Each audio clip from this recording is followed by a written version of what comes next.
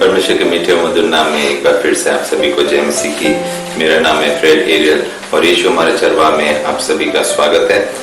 परमेश्वर का हर दिन की तरह धन्यवाद करते हैं कि उसने आज का दिन भी दिया है, और जब आज का दिन दिया है तो परमेश्वर की हम महिमा कर सकें, परमेश्वर की बड़ाई कर सकें, और परमेश्वर के वचन से जो आज उसने हमें दिया है क्यों ना हम आपके साथ कुछ शेयर कर सकें कि परमेश्वर क्या चाहता है हमारे और आपके जीवनों से। तो आज का वचन जो हमें मिलता है वो है नए नियम में रोमियो की पुस्तक उसका 6वां अध्याय और उसकी 23वीं आयत। रोमियो उसका 6वां अध्याय उसकी 23वीं आयत, रोमन्स चैप्टर 6 वर्स 23, जहाँ इस प्रकार लिखा है, क्योंकि पाप की मजदूरी तो मृत्यु है, परंतु परमेश्वर का वरदान हमारे प्रभु मसीह यीशु में अनंत जीवन है। परमेश्वर का वचन पढ़ा गया, इसके पढ़े और सुने जाने पे परमेश्वर आशीष दे। जैसा यहाँ पे परमेश्वर के वचन में बहुत ही साफ शब्दों में लिखा है कि पाप की मजदूरी क्या है? मृत्यु है। पाप की मजदूरी तो मृत्यु है, परंतु परमेश्वर का वरदान हमारे प्रभु यीशु मसीह में अनंत जीवन है। अगर हम पाप में हैं, अगर हम पाप के सहभागी हैं या पाप में गिरे हुए हैं या पाप करते हैं, हमारे जब हम संसारिक जीवन में आगे बढ़ते हैं तो बहुत ऐसे पल हमारे जीवन में आते हैं जब हम अपने जो हमारी जीवन है, जो हमारी लाइफ है, जिस पर हम चल रहे होते हैं, भले वो ईमानदारी की जीवन हो, या हम ऐसे जीवन जी रहे हों जिसमें हम पाप से दूर हैं, लेकिन कुछ पल हमारे जीवनों में आ जाते हैं जब हम सोचते हैं कि हम कुछ गलत करेंगे तो इतना हमारे साथ बुरा नहीं होगा, या परमेश्वर नहीं देख पाएगा या कोई और नहीं देख पाएगा।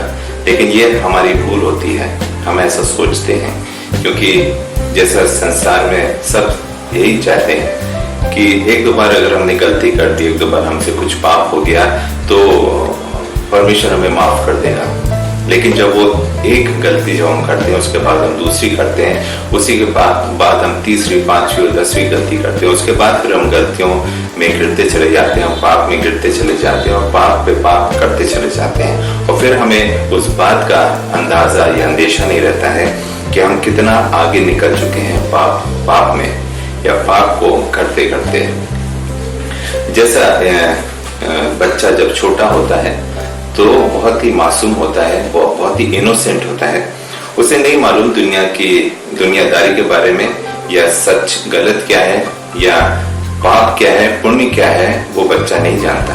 लेकिन जैसे जैसे वो अपने जीवन में आगे बढ़ता है, अगर उसका जो सर्किल है या उसके जो माँ बाप की उसको घर में तालीम मिलती है या संस्कार मिलते हैं, अगर उसको अच्छे संस्कार मिले हैं तो बच्चा उसमें ही आगे बढ़ेगा।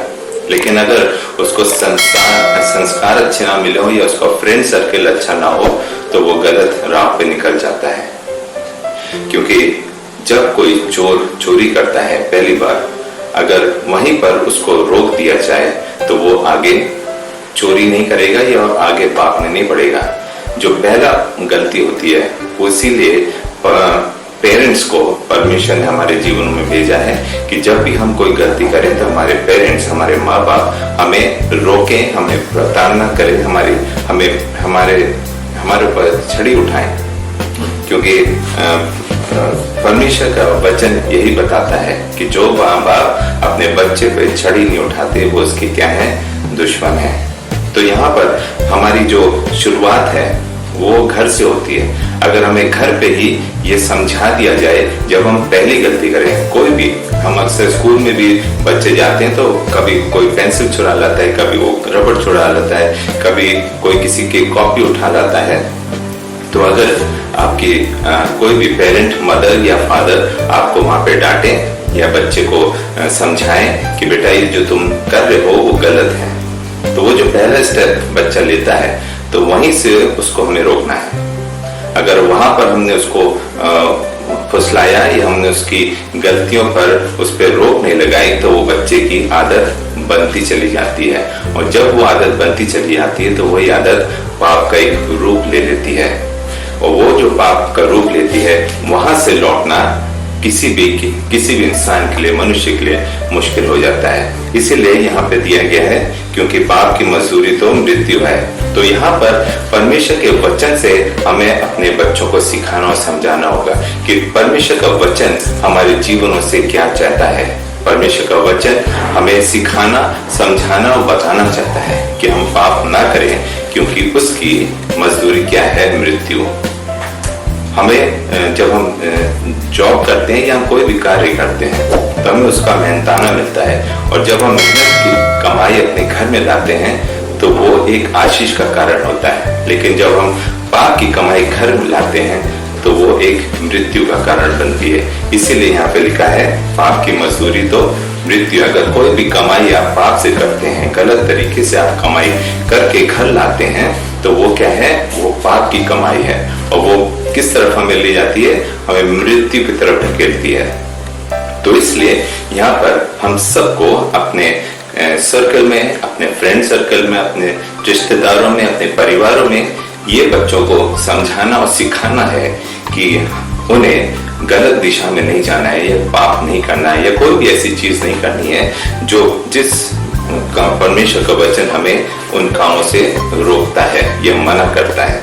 आगे लिखा है, क्योंकि पाप की मजदूरी तो मृत्यु है, परंतु परमेश्वर का वरदान हमारे प्रभु यीशु मसीह में अनंत जीवन है। परमेश्वर का वरदान जो हमें फ्री दिया गया है, फ्री गिफ्ट है। परमेश्वर का वरदान अनंत जीवन, इसलिए ताकि हम लोग बचाए जा सकें। यीशु मसीह इस संसार में आया, काहे के लिए आया था?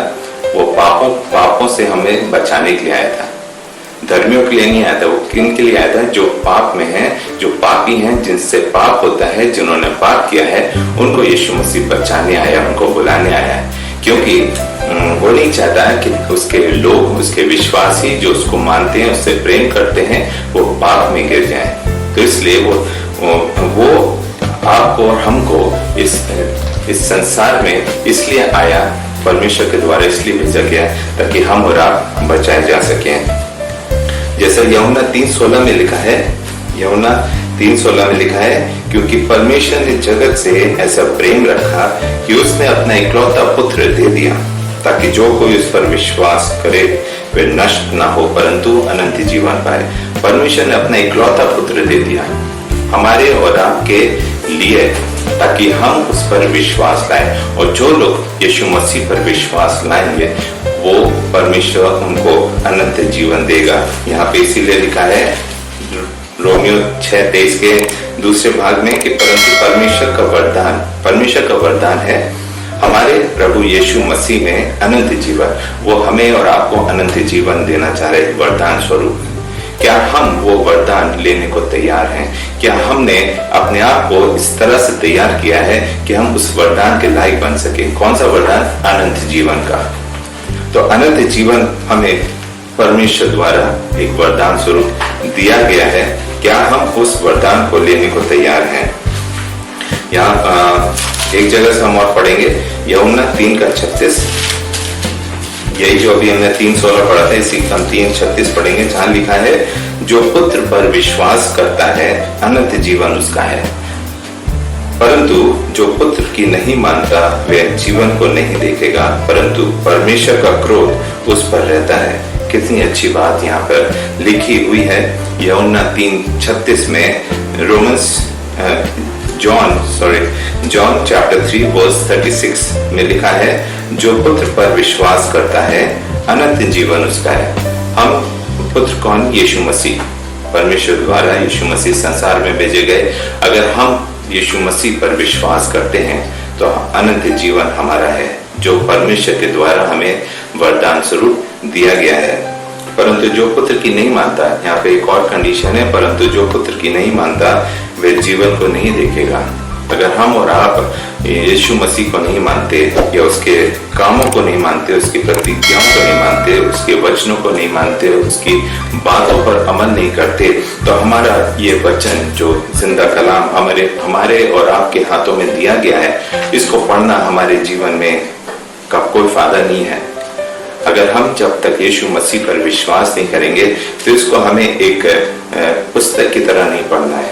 यह हमारा ये हमारा जीवित कलाम है जो हमारे और आपके लिए दिया गया है उद्धार के लिए, कि हम बचाए जा सकें। इस वचन को जब तक हम पढ़ेंगे नहीं, जब तक इन वचनों को हम सीखेंगे नहीं, जब तक इन वचनों की बातों को हम समझेंगे नहीं, तो हम यीशु मसीह पर विश्वास कैसे करेंगे? क्या हम सुनी बातों पर, जहाँ थोड़ा बहुत जो भी प्रीचर्स हैं, जो पास्टर्स हैं, हमें सिखा देते हैं, हमें सुना देते हैं संडे को चर्च वर्शिप में, क्या वहीं तक हमारा वचन सीमित है? क्या वहीं तक हमारी नॉलेज सीमित है? हमारी नॉलेज, हमारा ज्ञान, हमारी शिक्षा, हमारे पेरेंट्स का जो सपोर्ट है, हम सब ये सारी चीजें परमेश्वर के नजदीकी में लाने के लिए जरूरी है। क्योंकि जब तक परमेश्वर के यीशु मसीह के नजदीकी में हम नहीं बढ़ेंगे तो हम उसके वचन को नहीं समझ पाएंगे। जब तक हम उसके वचन को नहीं समझ पाएंगे तो हम यीशु मसीह को जान नहीं पाएंगे, उससे प्रेम नहीं कर पाएंगे, उस पर विश्वास नहीं कर पाएंगे। तो आज अगर हम यीशु मसीह पर हमें विश्वास करना है तो उसके जिंदा कलाम को, उसके जिंदा वचन को पढ़ना जरूरी है। इसीलिए यहाँ पे लिखा है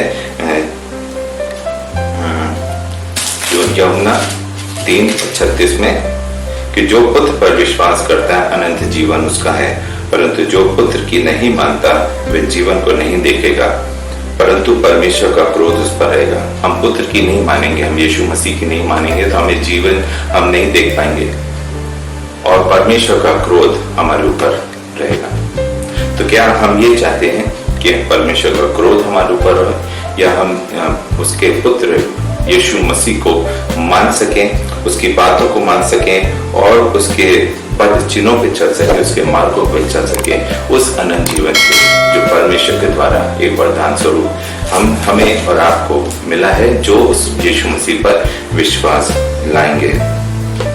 एक जगह से हम और पढ़ेंगे,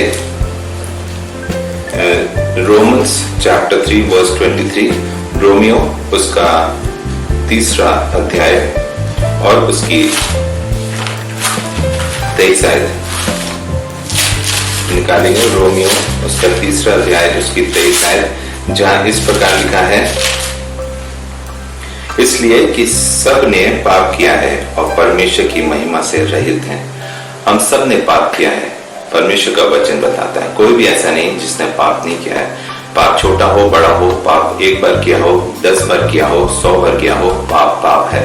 तो यहाँ पर परमेश्वर का वचन बताता है हम सब ने पाप किया है, इसलिए परमेश्वर की महिमा से रहित हैं। हम सब ने पाप किया इसलिए परमेश्वर की जो आशीष है उनसे हम वंचित है, उनसे हम दूर हो जाते हैं। इसलिए जरूरी है कि हम परमेश्वर के नजदीकी में जाएं। अगर हमसे कुछ गलती हुई, हमसे कुछ गुनाह हुआ, हमसे कुछ पाप हुआ है, किसी को हमने बुरा कहा है, किसी के लिए हमने गड्ढा खोदा है, किसी के लिए हमने कोई ऐसी बात कह दी जो उसके जीवन के लिए हानिकारक है या उसके लिए एक चिंता का विषय है, या वो कहीं ना कहीं अपने आप में एक गिल्ट लेके चल रहा है, तो क्यों ना हम परमेश्वर में जब हम चलते हैं, मसीह जीवन में जब हम चलते हैं, तो क्यों ना हम आगे बढ़कर उसको अपने गले से लगाए, उसकी गलतियों पर, उसको गलतियों के लिए उसको माफ कर सके, जिस प्रकार यीशु मसीह ने हम सबको माफ किया है। किसने क्या पाप किया है वो मायने नहीं रखता, लेकिन यीशु मसीह ने हम सबको माफ किया है, पापों से मुक्त किया है। और इस संसार में वो इसीलिए आया था कि हम सबको बचाया जा सके। किसके लिए आया था? पापियों के लिए आया था, धर्मियों के लिए यीशु मसीह इस संसार में नहीं आए थे। तो क्या आज हम तैयार हैं यीशु मसीह को अपना जीवन समर्पित करने के लिए?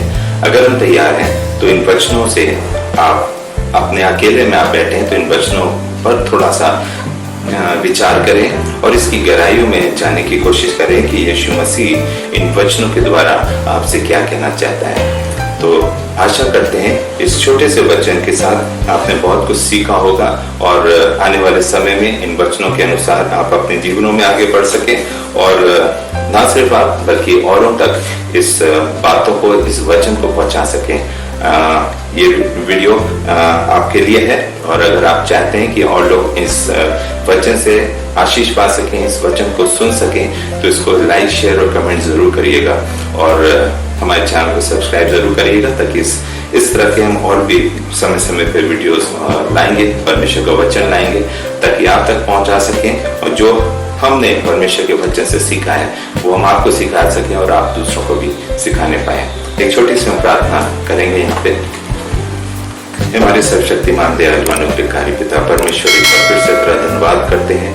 चाहते हैं तेरी उपस्थिति, आशीष, बरकत हम सबके जीवन में बनी रहे। इस वचन पे तेरा अनुग्रह हो खुदा बाप। और चाहते हैं खुदा बाप जितने भी लोग हम जो पाप में हैं या पाप में आगे बढ़ रहे हैं या हम गलत दिशाओं में चले गए हैं या हमारे जीवन से कुछ ऐसा काम हो गया है जो हम अपने आप में एक गिल्ट लेकर चल रहे हैं, तो उन्हें देखो खुदा बाप तेरा वचन हम सबको एक नई दिशा देने पाए। इस वचन के जरिए हम वो सारी चीजें सीख सकें जो तू हम सबको सिखाना और समझाना चाहता है, क्योंकि हम तेरे पुत्र प्रभु यीशु मसीह पर विश्वास रखते हैं। और जब हम तुझ पे तेरे पुत्र प्रभु यीशु मसीह पर विश्वास रखेंगे तो हम जानते हैं जो तेरा वरदान है अनंत जीवन का, वो तू हम सबको जरूर देगा। इसलिए होने दे हम उस वरदान की तरफ अपने कदमों को आगे बढ़ा सकें, ताकि हम उस अनंत जीवन के लायक हो सकें, ताकि हम दिन प्रतिदिन अपने जीवनों में आगे बढ़ें और कह सकें कि हम प्रभु यीशु मसीह को मानने वाले, उसके विश्वास में आगे बढ़ने वाले हैं। इस प्रार्थना को तेरे बेटे अपने उद्धार करता यीशु मसीह के नाम से मांगते हैं, सुनो ग्रहण कर, आमीन। God bless you all.